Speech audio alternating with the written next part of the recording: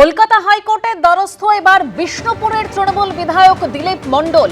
রক্ষা কবচ চেয়ে এবার হাইকোর্টের দ্বারস্থ হয়েছেন দিলীপ মণ্ডল। হাইকোর্টের বিচারপতি সৌগত ভট্টাচার্যের দৃষ্টি আকর্ষণ। পুলিশকে দেওয়া হুমকি কাণ্ডে এখনো অধরা দিলীপ মণ্ডল। অর্থাৎ দক্ষিণ চব্বিশ পরগনার বিষ্ণুপুরের তৃণমূল বিধায়ক দিলীপ মণ্ডলকে পুলিশ এখনো হুমকির মামলায় খুঁজছে। অন্যদিকে তার বিরুদ্ধে জামিন অযোগ্য ধারায় মামলাও রুজু হয়েছে।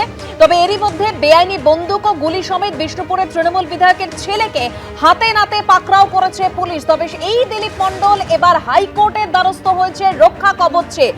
আমি আমাদের প্রতিনিধি পার্থপ্রতিম ঘোষ রয়েছেন টেলিফোনে, পার্থর সঙ্গে কথা বলে। পার্থ, তবে এই দিলীপ মণ্ডলকে তো এখনো পুলিশ খুঁজে বেড়াচ্ছে।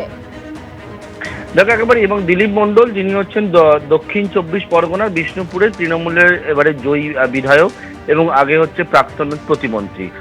দিলীপ মণ্ডলের বিষয়টি সামনে আসে কবে? দিলীপ মণ্ডলের বিষয়টি সামনে আসে হচ্ছে তার একটা বক্তব্য সোশ্যাল মিডিয়ায় উঠে আসে এবং দিলীপ মণ্ডল সেখানে দেখতে পাওয়া যায় বিজেপি কর্মীদেরকে একেবারে হুমকি দিচ্ছে। সেখানে দিলীপ মণ্ডলকে দেখতে পাওয়া যায় পুলিশকে তিনি ভয় পান না, সেই বিষয় একেবারে তিনি কিন্তু সবার সামনে জনসমক্ষে বিজয় মিছিল থেকে তিনি হুঙ্কার দিচ্ছেন।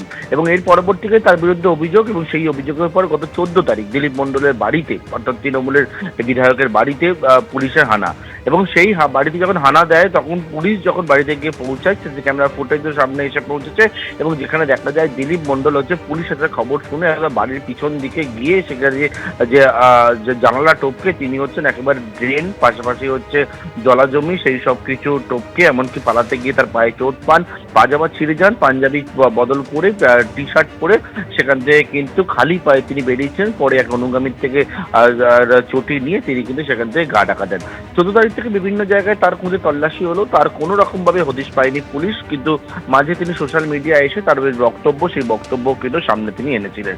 এর পরবর্তীকালে দিলীপ মণ্ডলের ছেলে, অর্থাৎ দিলীপ মণ্ডলের বাড়িতে পুলিশের যেটা দাবি যে তার বাড়িতে যখন রেড হয় সেই রেডে বেশ কিছু ইনপুট পাওয়া যায়। সেই ইনপুটের উপর ভিত্তি করে তারা তার ছেলেকে যখন দাঁড় করায়, একটা গাড়ি নিয়ে ডায়মন্ড হারবারে যাচ্ছিল, সেই গাড়িতে দেখা যায় তার ছেলে দিলীপ মণ্ডলের ছেলে অভিক মণ্ডল ওরফে অর্ঘ, তার কাছে হচ্ছে একটা আর্মস পাওয়া যায় এবং 4 রাউন্ড কার্তুজ, সেটাও কিন্তু উদ্ধার হয়। সে বর্তমানে পুলিশ তাকে গ্রেপ্তার করেছে, নিজের কাস্টাডিতে পুলিশ নিয়েছে। কিন্তু এর পরবর্তীকালে কিন্তু দিলীপ মণ্ডল কোথায় তার কোনো রকম কোনো নাগাল কিন্তু পুলিশ পায়নি। এবং এর পাশাপাশি পুলিশ এটাও জানাচ্ছে যে শুধুমাত্র একটা মামলা নয়, 2021 সালে বিভিন্ন মানুষকে, অর্থাৎ যারা বিজেপি কর্মী বা বিরোধীদেরকে 2021-এ যেহেতু শাসক দল ছিল তৃণমূল কংগ্রেস, তারা জয়ী হওয়ার পর একাধিককে কিন্তু হুমকি, মারধর, ভাঙচুর, এরকম একাধিক অভিযোগ কিন্তু এই বিধায়কের বিরুদ্ধে ইতিমধ্যে জমা হতে শুরু করেছে। অভিযোগের পাহাড় কার্যত জমা হতে শুরু করেছে। এখনো অধরা তৃণমূলের জয়ী এই বিধায়ক দিলীপ মণ্ডল, যাকে দেখতে পাওয়া যাচ্ছে ক্যামেরা ফুটেজে পুলিশ যখন তার বাড়িতে, তিনি একেবারে বাড়ির পিছন দিকে গিয়ে ড্রেন টপকে তিনি পালিয়ে যাচ্ছেন, ড্রেনের ওপর থেকে পালিয়ে যাচ্ছেন এবং তার কোনো খোঁজ পায়নি। তিনি বর্তমানে কিন্তু হাইকোর্টের দ্বারস্থ হয়েছেন। অর্থাৎ এই যে মামলা, সেই মামলা থেকে যাতে রক্ষা কবচ পায় সেই বিষয়কে দিলীপ মণ্ডল বর্তমানে আদালতে দ্বারস্থ হয়েছেন। ধন্যবাদ পার্থ। হাওড়া এবং দুর্গাপুর এবছরই 2 পুরসভাতে ভোট হবে। 2 জায়গায় প্রশাসনিক বৈঠকের পর জানালেন মুখ্যমন্ত্রী। এদিন হাওড়া পুরসভার অস্থায়ী চুক্তিভিত্তিক কর্মীদের একাংশকে কার্যত সতর্কও করেন শুভেন্দু অধিকারী। যত দ্রুত সম্ভব নির্বাচিত বোর্ডের হাতে ক্ষমতা হস্তান্তর আমরা চাই। রাজ্যে সরকার বদলের পর অবশেষে ভোট হতে চলেছে হাওড়া এবং দুর্গাপুর পুরসভায়। 2 পুরসভায় ভোট হবে এবছরই। বৃহস্পতিবার 2 জায়গায় প্রশাসনিক বৈঠকের পর জানালেন মুখ্যমন্ত্রী শুভেন্দু অধিকারী।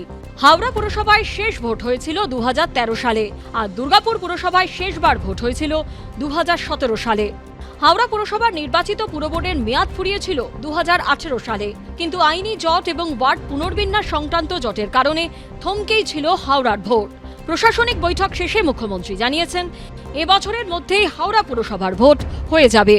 যত দ্রুত সম্ভব এই বছরের মধ্যে নির্বাচিত কর্পোরেশন বা পৌরসভার হাতে দায়িত্বভার হস্তান্তর করার প্রক্রিয়া শুরু করার জন্য আমরা আজকের মিটিংয়ে সিদ্ধান্ত নিয়েছি। আমরা ডিসেম্বরের মধ্যে সব ঠিকঠাক থাকলে ডিলিমিটেশন ইত্যাদি ইত্যাদি আমরা গণতান্ত্রিক পৌর বোর্ডের হাতে হাওড়া কর্পোরেশন এবং বালি তুলে দিতে পারব। এই সিদ্ধান্তে খুশি হাওড়া শহরের বাসিন্দারা। এতদিন ধরে আমাদের ভোট হয়নি, আর উনি এসেই এই সঠিক ডিসিশনটা নিয়ে নিয়েছেন। আমরা খুব খুশি। ভোট হওয়ার পর কাজ হলে আরো খুশি। আশা করছি এবারে অবশ্যই মানুষ পরিষেবা পাবে। দুর্গাপুর পুরসভায় শেষবার ভোট হয়েছিল 2017 সালে। 2022 সালে মেয়াদ শেষ হলেও ভোট হয়নি। বৃহস্পতিবার দুর্গাপুরে প্রশাসনিক বৈঠকের পর মুখ্যমন্ত্রী শুভেন্দু অধিকারী জানান, দুর্গাপুজো বা কালীপুজোর আগে পরে এখানে পুরভোট করানোর জন্য রাজ্য নির্বাচন কমিশনের কাছে আবেদন জানাবেন।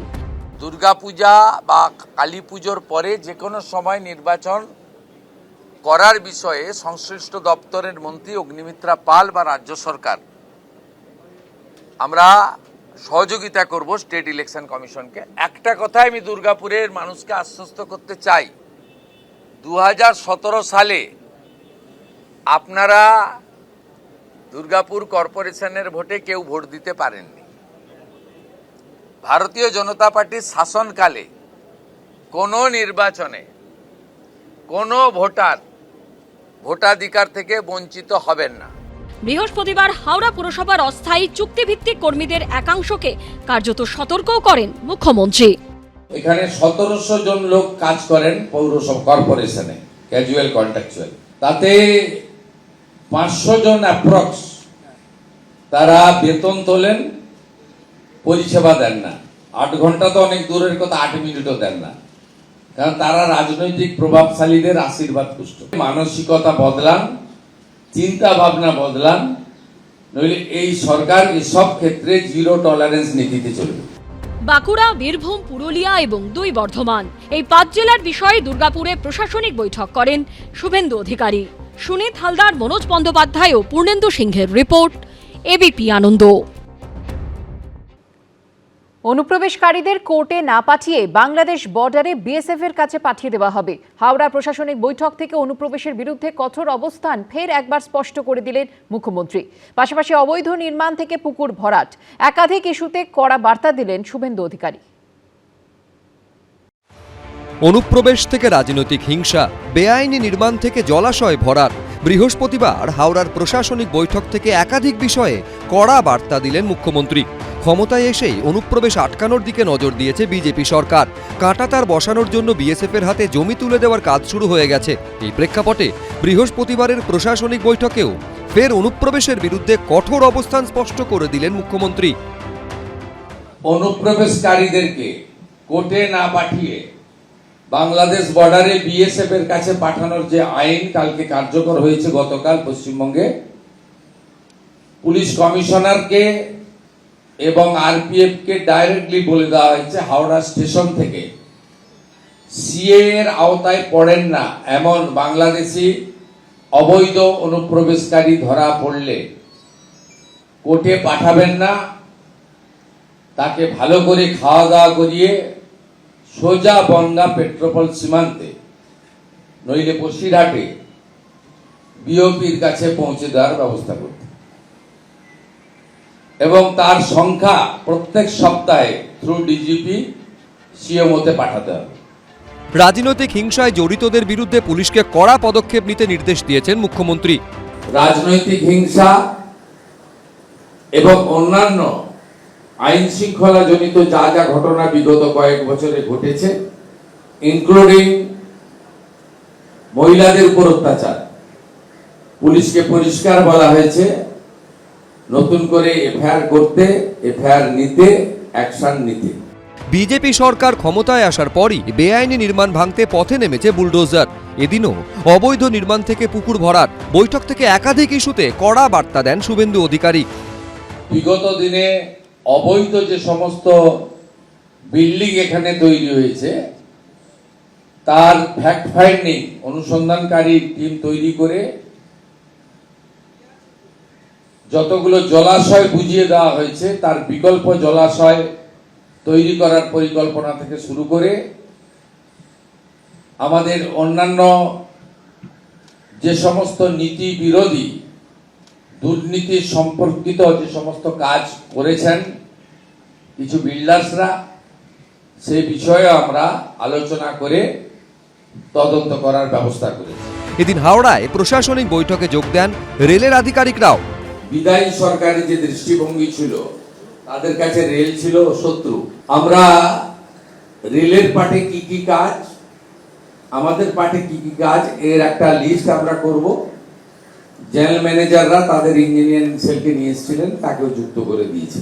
হাওড়ায় প্রশাসনিক বৈঠকের আগে বৃহস্পতিবার সকালে বেলুড় মঠে যান শুভেন্দু অধিকারী, ঝিলম করঞ্জাই, সুনীত হালদার, সন্দীপ সমাদ্দার, এবিপি আনন্দ। এবিপি আনন্দ, এগিয়ে থাকে, এগিয়ে রাখে।